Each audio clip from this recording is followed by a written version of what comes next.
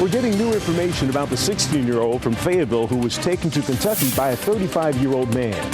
Her grandma kicked her out. We'll tell you about the charges Zachary Jones faces. The countdown for WRAL First Night Raleigh is on. Coming up, we'll tell you what you can expect before that acorn drops at midnight. Temperatures are still dropping, what the first few hours of 2024 will feel like. Plus, who could see a stray shower this evening? Right now, it's 7 o'clock. An interview we did not expect tonight. The man accused of luring a teenager from Fayetteville to Kentucky is speaking about the ordeal for the first time from jail. Thank you for joining us. I'm Dan Haggerty. And I'm Ashley Rowe. Zachary Jones faces dozens of charges in this case, including sex crimes, after the 16-year-old was rescued from underneath a trap door in his home. Chris Lovingood is in the WRAL Live Center. Chris, his story, his account is very different. Oh, it's very different, Ashley and Dan. I mean, this right here is, again, a photo of him. This is on our website, our top story there, 34-year-old Zachary Jones. Again, he is accused of imprisoning that 16-year-old from Fayetteville. Now, he claims he met her online and was told that she was 18. He says he traveled to North Carolina to help her. But mind you, this is a 16-year-old girl we're talking about. Authorities in Kentucky say she had drugs in her system when they found her. And she says that she and Jones were doing cocaine and marijuana at one point. But as far as her being found beneath that trapdoor, here's Zachary Jones's take on that. She hid on her own free will. She was actually in the bed when the officers first come in there. Her grandma kicked her out. She didn't appear to be that age. She had all kinds of piercings. Now, he is facing a lot of charges. I can't read all of them. I'll read some. We're talking about strangulation, assault, and imprisonment, but not kidnapping. And WRAL Fayetteville reporter Gilbert Bays spoke to that girl's family, and they want to know why not kidnapping. Well, what we've learned from the close relative is that the missing 16-year-old is originally from the St. Louis area. She recently moved to Fayetteville to be with her grandmother and developed a relationship with Jones, who came to Fayetteville and took her back to Kentucky. The investigation into the disappearance of the 16-year-old started when her grandmother called 911 on December 6th and said the teenager was missing from her Fayetteville home. According to an incident report from the Lincoln County Sheriff's Office in Kentucky, 34-year-old Zachary Jones met the girl in Fayetteville and took her to his home in Kentucky. A close relative of the teenager told me she spoke with the girl while she was with Jones, who lied about his age and wouldn't let her go. She told me that the guy tried to kill her and he strangled her, and she got away from him and went to the mom's house and told the mom what happened. Deputies in Lincoln County were called by his mother after he and the teenager started fighting Christmas Day. That's when they discovered the girl in Jones's home under a trap door in the floor, covered by a rug. From what I understand, it was a cut hole that was covered by a rug in the floor. So I'm not sure if it has this, I don't think it had a sophisticated trap door. At this time, there's no reason to believe there's any other victims that could have been there. It's just an isolated incident at this time. Jones faces a slew of charges, including rape, strangulation, and terroristic threatening of a minor. The relative I spoke with this morning is concerned that Jones has not been charged with kidnapping. Yeah, I do believe, he did kidnap her because he lured her and lied to her, and then he had her in the trap door of his floor, He beat the crap out of her. I consider that kidnapping. So the relative with whom I spoke has confirmed that the 16-year-old is here back in Fayetteville getting treatment. Right now, no charges are pending against Jones here in Cumberland County, but this is an ongoing investigation, and that might soon change. In Fayetteville, Gilbert Bays, WRAL News. The details are just so sad and disturbing. We will, of course, continue to follow this story and any new developments in the case. You can find all of our coverage at WRAL.com. Tonight, a 6-year-old girl is in grave condition, and a driver is facing charges after a child was hit by a car in Cary. This unfolded before noon on Walnut Street, right next to R.S. Dunham Park. Police shutting down that road for hours while they investigated today. The 6-year-old was rushed to Wake Med. 50-year-old Andrew Everett is charged now with careless and reckless driving. Rescue crews will resume the search for a boater missing on the Cape Fear River tomorrow after a full day of searching failed to turn up anything. 5 people set out yesterday afternoon from Let's Landing. All 5 ended up in the water just a half mile after they took off, after encountering rough water and strong currents. 60 people from multiple agencies are helping in the search, both on land and in the water. Water levels are 5 to 7 feet higher than usual, though, after recent rain. And about 50 miles down the Cape Fear River, people are also dealing with high water. A flood warning is in effect for part of Cumberland and Bladen counties. Officials expect water levels at the William O. Husk Dam to rise above flood stage today. County officials are asking people to take precautions as people are already reporting faster moving water and submerged docks. The flood warning is in effect through New Year's Eve. Police are trying to figure out who shot a man in Durham today. This was the scene. This is Hill Grand Drive. It was just before noon. That's where officers found a man with gunshot wounds. He was rushed to the hospital with serious injuries, of course. Police are asking anyone with information to call Crime Stoppers. Wake County is seeing a startling increase in fatal crashes. Just last night, 2 accidents claimed 2 lives. In 2018, Wake County saw 65 fatalities in 59 crashes. You fast forward now, just 4 years later, in 2022, it had 118 fatalities and 110 crashes. In 2022, there were a total of 25 fatalities and 23 fatal crashes where the officer noted speed was a factor. 45% of the fatal crashes were caused by not wearing seatbelts. The DOT says common sense and some awareness are crucial. You're basically the pilot of a 3-ton guided missile down the highway, and that's going to require every acuity that you've got. The DOT says last year, driving while impaired claimed the lives of 448 people in our state. Local agencies are issuing warnings about the dangers of celebratory gunfire on New Year's Eve. It can turn deadly. It has in our area in the last couple of years. That's why one local town is cracking down with a plan to curb it. Rocky Mount Police will use shot spotter technology to locate people firing guns on the holiday. They say extra patrols will be out, ready to respond. They remind people any bullet shot from a gun, even into the sky, must land somewhere. The risk of injury or death is significant. We are tracking some lingering showers across our area, not everywhere, and those are pushing out.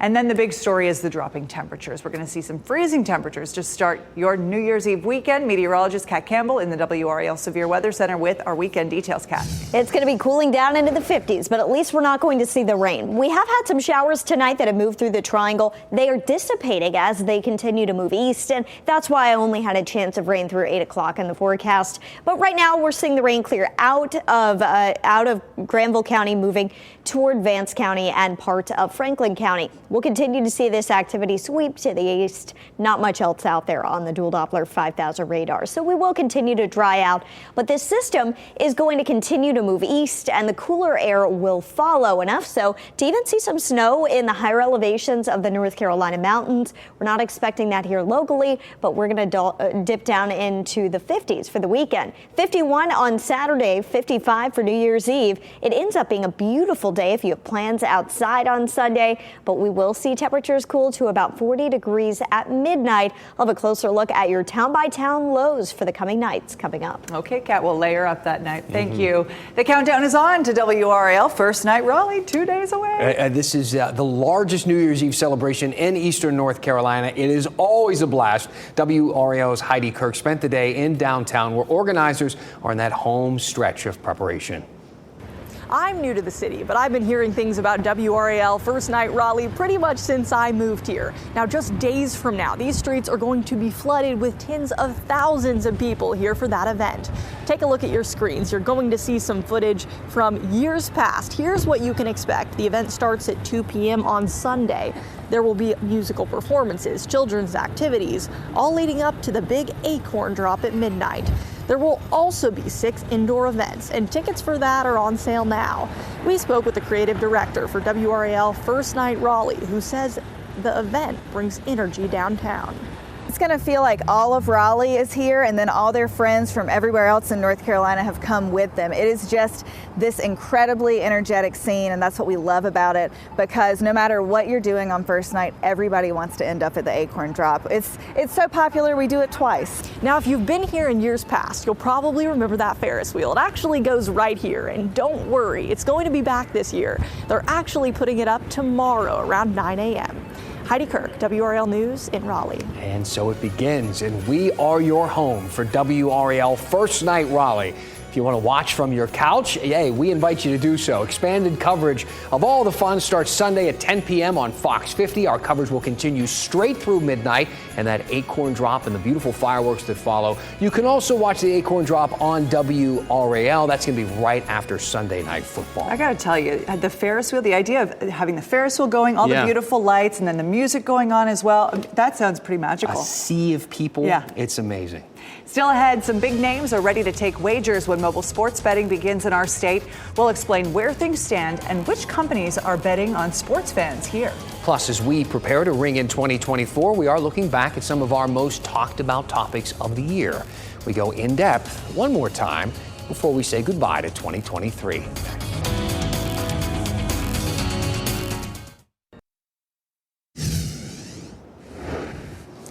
Well, here we are. Synchronize your watches. It's the last in-depth segment of 2023. For the last few weeks, we've been revisiting a few of our most talked about topics of the year. We dug into the inbox and revisited some of your feedback and questions about serious stuff. Things like the Moore County substation attack, the NCAA and everything happening with college sports, the housing market. But look, it's a Friday night. 2023 is almost through. So let's end things on a lighter note. Tonight, we want to go in depth on the 3 Bs. No, this isn't The Office. I'm not talking about Dwight Schrute. This isn't a segment about Bears, Beats, and Battlestar Galactica. That would be fun. But no, this instead is a segment about our 3 Bs. Bojangles, burials, and bourbon in space. Let's start with fried chicken biscuits, shall we? Remember back in June when the CEO of Bojangles said he'd like to get, quote, out of the chicken business. Bojangles lifers could not believe this, that the fast food chain would stray from bone-in chicken. And I know this because you all emailed me about it. Deborah wrote, Bojangles should remember their roots and what they're famous for. Tom said, if they do away with bone-in chicken, I predict their downfall. And Chelsea wrote, Bojangles, sorry, but who really cares? Chelsea, clearly a Popeyes person. Either way, Bojangles talked about this streamlined menu over the summer they're going to have, and they followed through with it. They opened more than 30 new locations this year. One opened in Canton, Ohio. Here's a look at the menu. Biscuits, tenders, the typical fixins, but no boned-in chicken. Okay, we found the same in San Antonio. It's not just this streamlined menu they're doing. Bojangles is also experimenting a bit. They tried chicken wings in South Carolina and even hot dogs in Tennessee. No bones in those either, I assume. I should remind you that Bojangles will remain Bonejangles here in our area. They are keeping the bone in chicken for now anyway. But as you know, things change. Nothing lasts forever, which is also a concept we explored in depth over Halloween when Durham announced the expansion of green burials, taking us down an internet rabbit hole of burial options. It inspired an email from Charles, who asked, just wanted to know if anyone allows traditional Viking funerals. Yes, Charles, you can be buried at sea, but that's not what you're talking about, is it? I don't think so. We looked into this. I think he's talking about one of those Viking funerals we see in movies where someone puts the body on a boat and they shove it out to sea, and then some amazing marksman shoots a flaming arrow at a perfect arc and it lands. It's the way you want to go out. But it turns out it's illegal in the United States, unfortunately, though we did find something similar that is legal. Funeral pyres. You can't burn a body on a boat, but you can in the middle of nowhere on the land. Just one place, though, actually allows this. They call it an outdoor cremation. It's in Crestone, Colorado. The company that does it there even has a website. You see here, they charge between $500 and $800, which is actually kind of a deal. The cost of regular cremation in North Carolina is as much as $5,000. But look, those aren't your only options. There's tons of stuff to do. We explored a lot of them in depth, like the Texas company that will shoot your remains into space, bringing us now to our third B, bourbon in space. A company in Durham asked for lawmakers to put tax cuts into the state budget to make it cheaper for the people who want to buy whiskey that's been aged in space. One bottle of space-aged bourbon from Mystic Farm and Distillery will cost you about $75,000. Of course, we can't gouge those people with taxes. Since we first talked about this, the distillery started taking some orders. So it'll cost you $15,000 up front, kind of a down payment. In exchange, you get what's called an NFT. That's a non-fungible token. Now, these aren't those weird digital pictures that your Bitcoin buddy recommended as a long-term investment back in 2021. No, this is basically a super specific digital receipt that's unique only to you and impossible to counterfeit.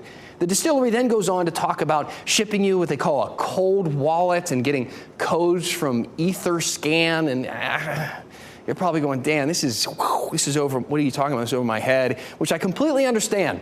Maybe it's possible that we're just not in the market for $75,000 space whiskey. Instead, I recommend a nice cheap bottle of Old Forester, buy a telescope or something. Either way, it wraps up now our in-depth in 2023. And we have so much more to talk about in the new year, including cost of living, the governor's race, city council resolutions, campaign ads, property taxes. The list it's on and on and on forever. Tell me the questions you have about these very important topics, the things happening to you in our community. Let me know what you want us to dig into now in this new year. Your feedback, your conversations, they drive this segment, as they should. This is your segment on your station. Let's start talking and go in depth. And it is one of the best segments at WRAL. Hey, the biggest names in mobile sports betting are hoping to do business in North Carolina. FanDuel, DraftKings, ESPN Bet, BetMGM, Fanatics are among 7 operators to submit applications to take wagers in North Carolina when mobile sports betting begins. The 7 companies will be allowed to accept bets on the still-to-be-decided go-live date in the state. Applications are still being accepted, and the state can have as many as a dozen operators. Mobile sports betting could begin sometime in March, though the Lottery Commission has until June to officially launch it. Let's send things over to meteorologist Kat Campbell. Kat, today is Friday, the last weekend of 2023. What should people be wearing if they're going to head out tonight? Jackets. I was just looking at some of our cameras, and Chapel Hill is packed with people outside. Everybody had their jackets for the most part. 37 already in Roxborough, 44 in Durham and Raleigh, 45 in Fayetteville, and 48 degrees in Rocky Mount. Temperatures continue to cool tonight. We're going to be back below freezing tomorrow morning. 29 in Roxborough, 30 in Durham, 32 Raleigh, 33 in Fayetteville, Clinton, and Goldsboro. Let's take a look at tomorrow night into Sunday morning, though. 29 in Rocky Mount and South Hill, 26 in Roxborough, 28 Durham, 31 in Raleigh and Fayetteville on Sunday morning. So it'll be a cold start to your New Year's Eve, but during the afternoon, we've got lots of sunshine. We're going to warm up into the mid-50s. It ends up being a pretty nice day as long as you are dressed for 55-degree weather in Raleigh and Rocky Mount, 56 in Fayetteville, 43 in Boone, and 55 in Wilmington. Monday, temperatures don't budge too much here locally, but we are going to see an increase in cloud cover, and that comes with a very small chance of a quick passing shower. It's just not looking significant for us. Outside tonight, a live look from Jimmy V's, where this area is going to be packed with people celebrating WRAL first night rally on Sunday. 7 o'clock is the kids' acorn drop. Should be around 47 at that time. And then for the big midnight acorn drop, as we ring in 2024, about 40 degrees under partly cloudy skies. Town by town, midnight temperatures should be in the 30s and 40s across the area. It's going to be a chilly start to the new year. Looking ahead at our 7-day forecast, we've got some nice weather ahead. The best chance for rain looks like it's going to come Wednesday night into Thursday of next week. Low temperatures are in the 30s most mornings, the exception 29 by next Wednesday morning, and high temperatures stay in the low to mid 50s. Nice and seasonal for this time of year. Great weather for that holiday Monday. Thanks, Kat. Oh, yeah. Still ahead, a local startup is focusing on manufacturing seafood from fish cells. If you've never heard of that, don't worry. We'll explain the reason why and the support they're getting to do it.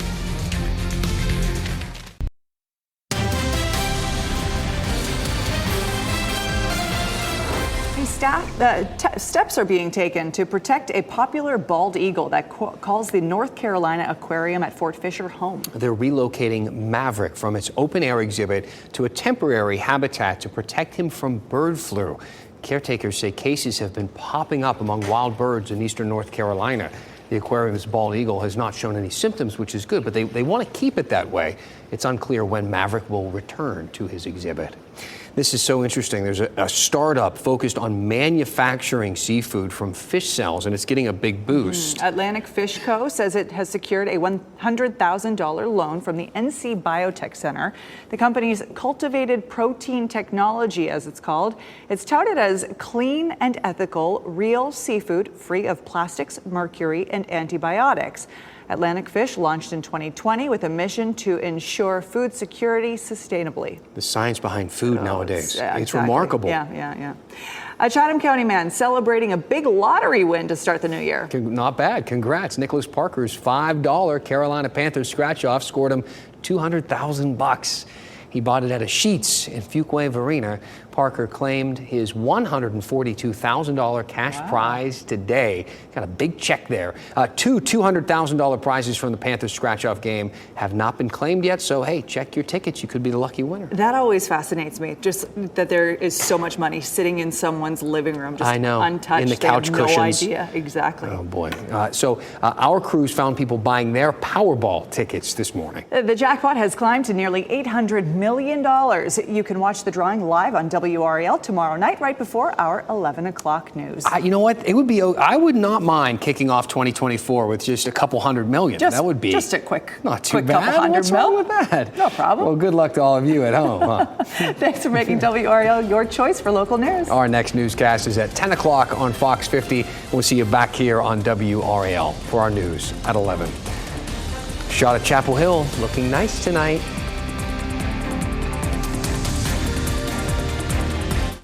Keep watching WRAL News over the air Channel 34 and Spectrum Channel 1257.